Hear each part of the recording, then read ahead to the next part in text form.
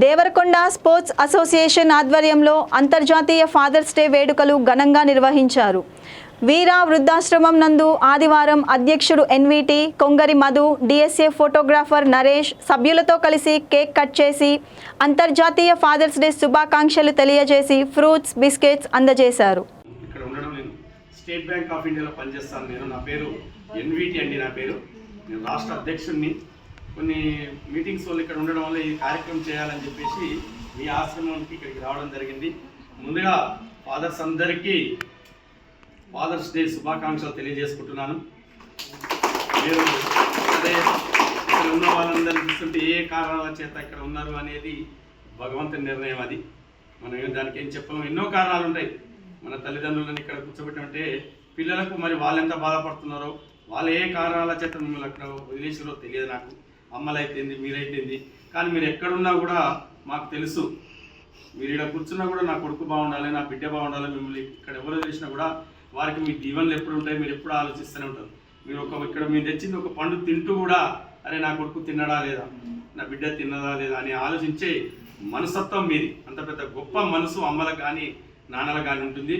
మీరు చల్లగా నిండు నూరేళ్ళు బతకాలని చెప్పేసి ఈ సందర్భంగా భగవంతుని ప్రార్థిస్తున్నాను.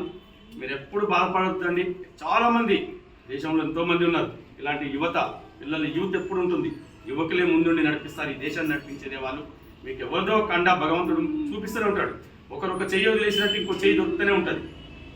దేవుడు పంపిస్తాడు, చెయ్యి అందుకోండి అని చెప్పేసి. అట్లా కాబట్టి మీరు ఎప్పుడు బాధపడద్దు.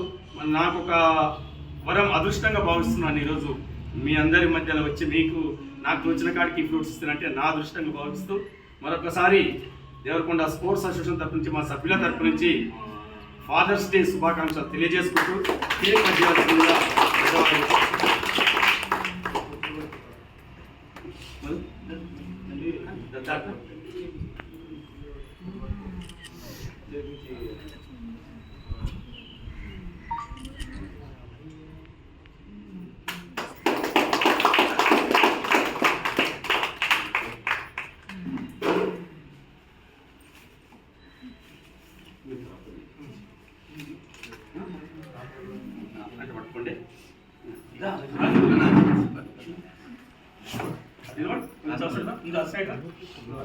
కొడుతున్నా